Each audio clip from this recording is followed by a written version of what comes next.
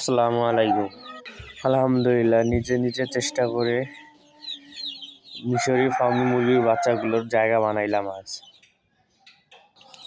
যদিও বা ভিডিওটা 3 দিন আগেকার, ছাড়তে একটু লেট হলো।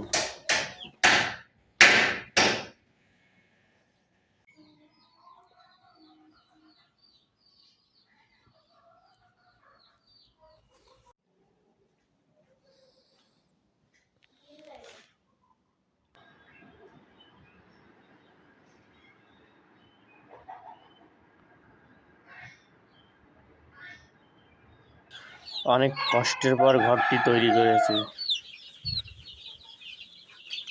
এই হচ্ছে মিশরীয় ফার্মির বাচ্চাগুলো।